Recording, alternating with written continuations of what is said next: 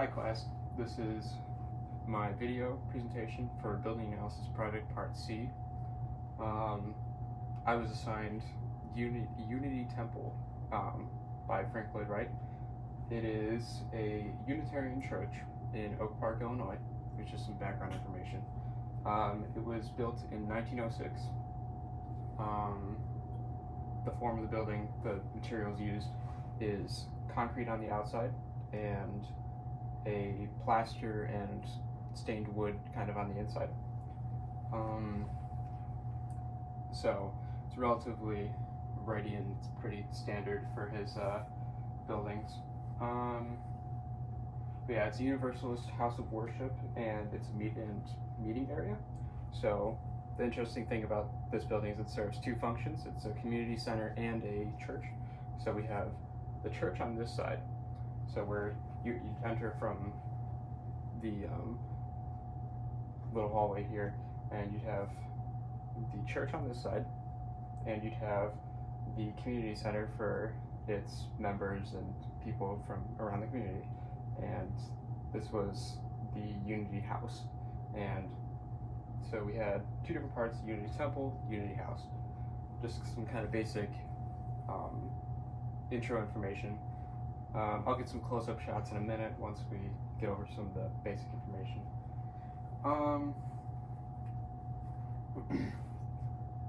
The building is historically significant because it's some of the first modernist concrete buildings of its time, seeing as it's very early 1906. Using concrete was, on a church especially, was very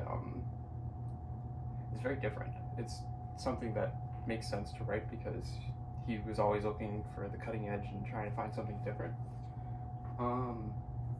So in comparison to all the churches that are around it, all the traditionalist churches that are around it, having something like this pop up that's concrete, looks like a fortress, it's plain, it's something very, very different for its time.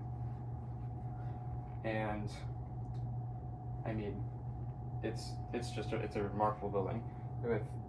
There's no windows from ground to about 15 feet up. So there's no windows on the first floor. There's just tiny little slit windows along the edges of the main center bits here. So there'd be a window here, and then there'd be clerestory windows on top, as well as skylights on as well. So we have skylights on this over the temple and skylights here over the house, as well as having clerestory windows on each of the two sides of the house. I'll go over that a little bit more in detail. Okay, so we're going to talk about the structure and the form of the building now. So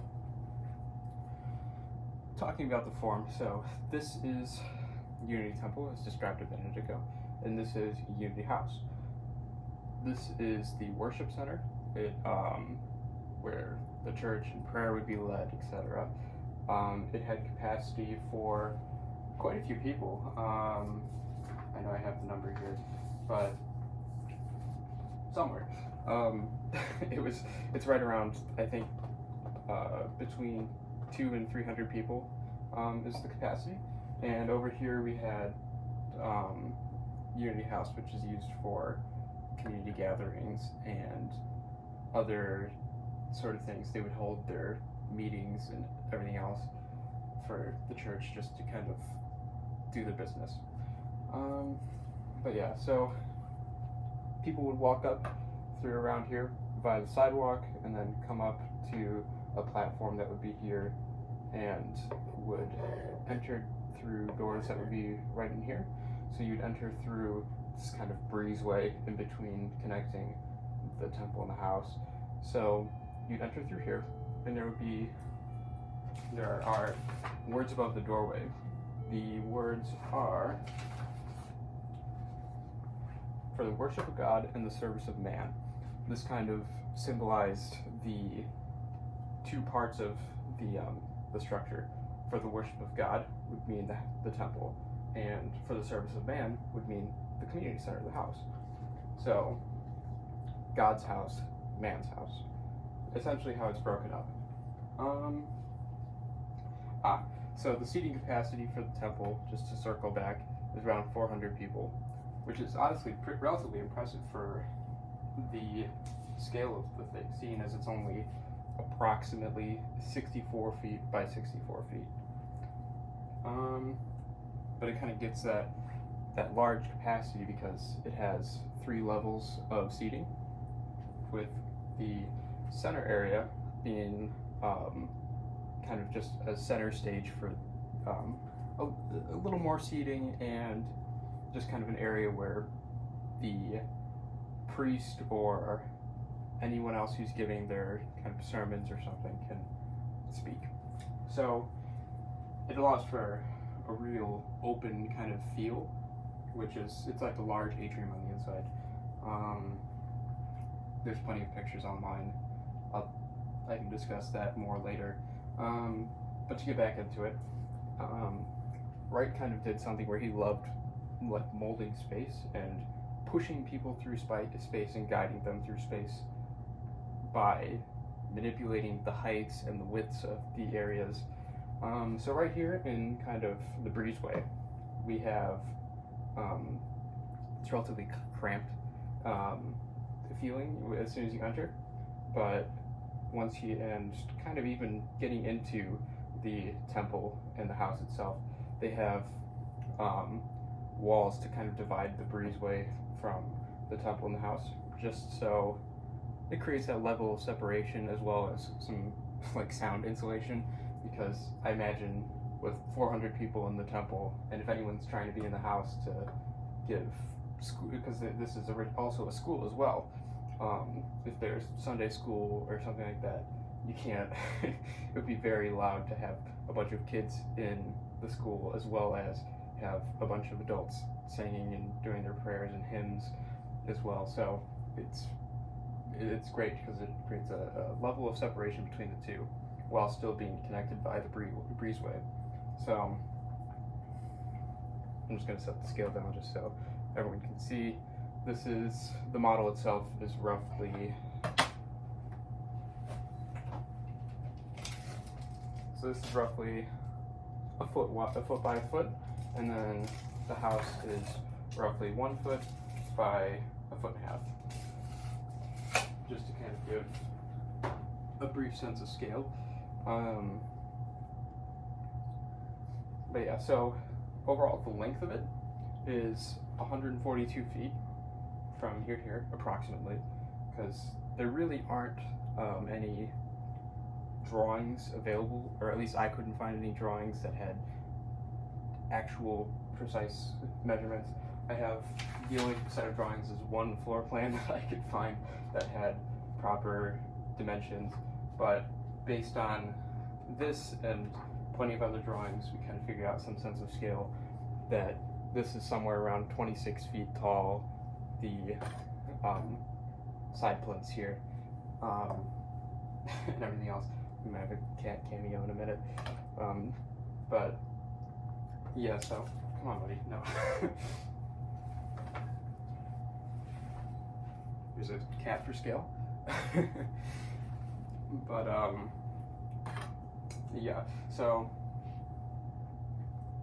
it really does encapsulate kind of the modernist style.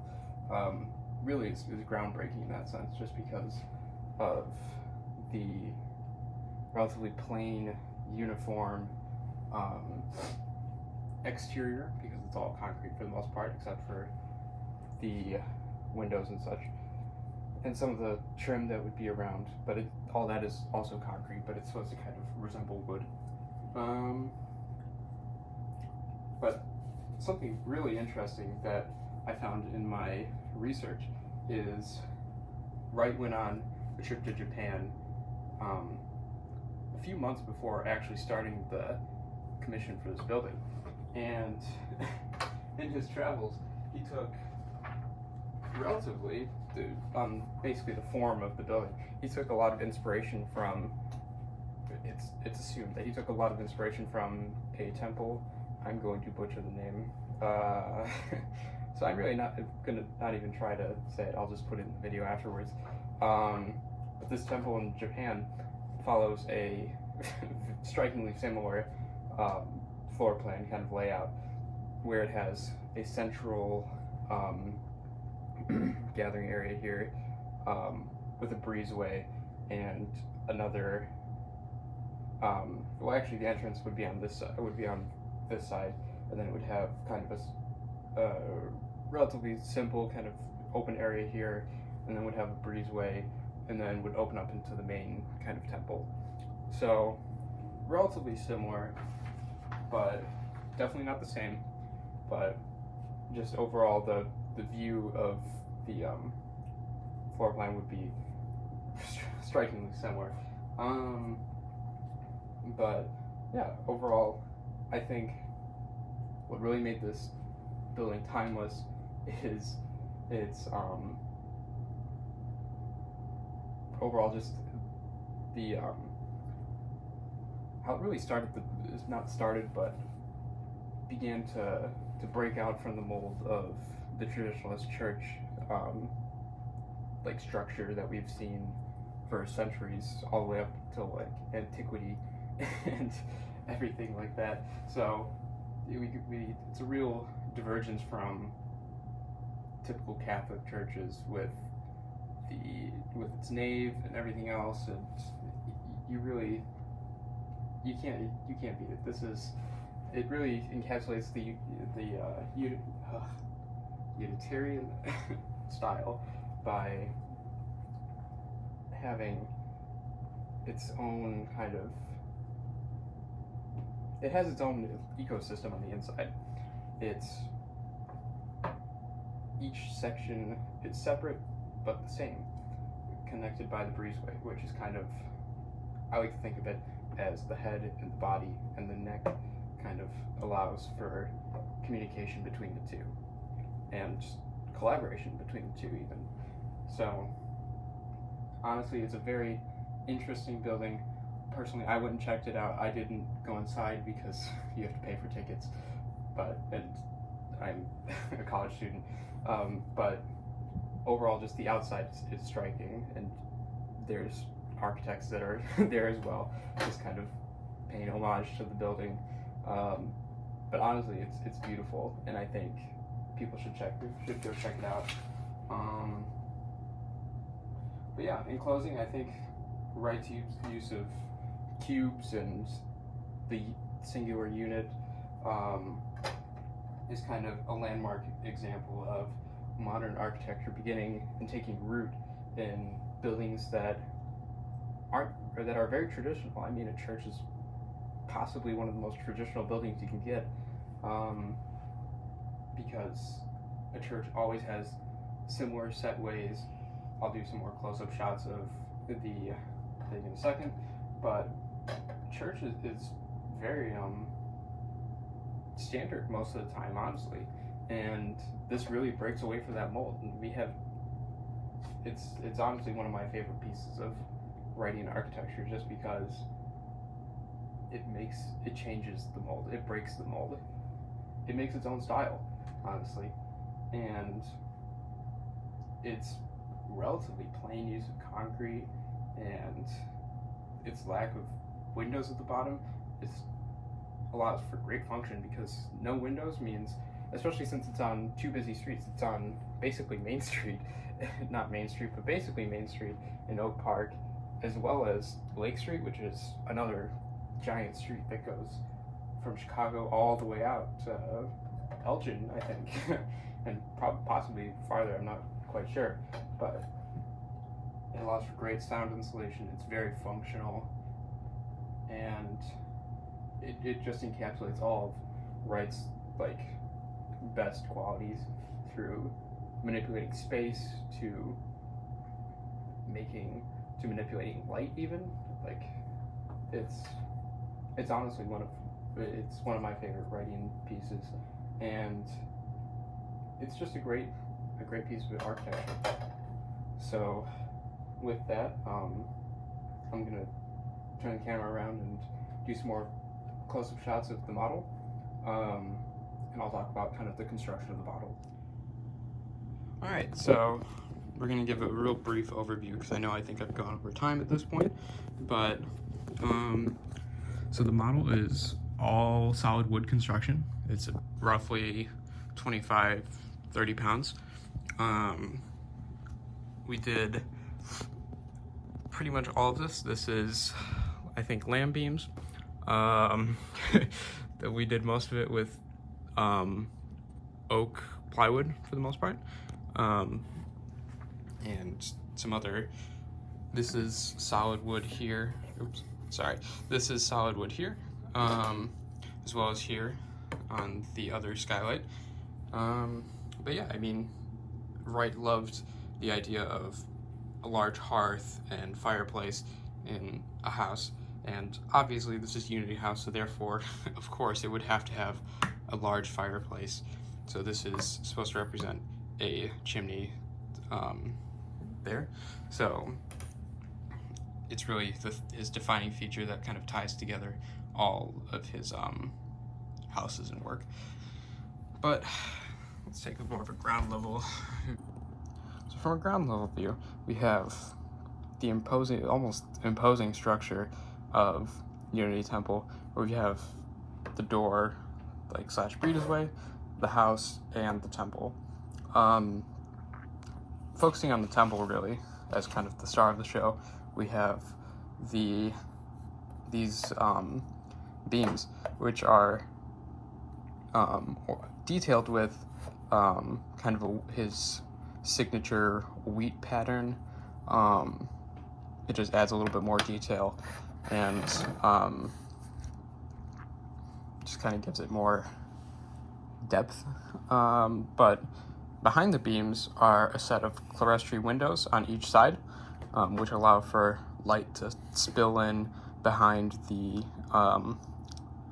parishioners, and as well as in these kind of sides here, these slits, there would be slit windows recessed back in to kind of allow for some extra light in the stairwells that are in the corners and such. But one thing you really notice is on the ground level, there are no windows really at all except for the slit windows. And this was done purposefully, as I stated before, since it's on a really busy corner of Lake and the name is escaping me, but it's a really large road in Oak Park.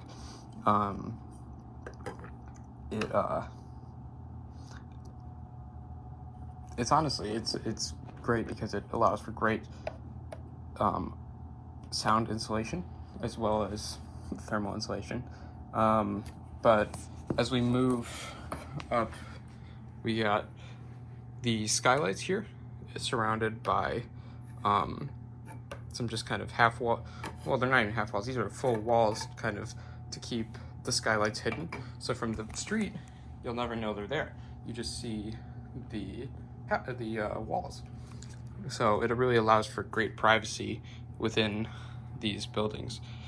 But yeah, I think that's a great little run through of the building. Again, we have these columns and the windows on each of the 4 sides of this building, of the temple, and on this side and this side of the house. There would be windows on the back here, but they're kind of more open, and it's against an apartment block that's right here. So it's really not that much noise. The view isn't tremendous, but it's pretty straightforward. I figure here's a great time to kind of look at the 2 buildings. So this is the Japanese temple that Wright visited, and this is Unity Temple. Obviously strikingly similar with the floor plans. And yeah, so here's a brief exterior elevation. Pretty straightforward. And yeah.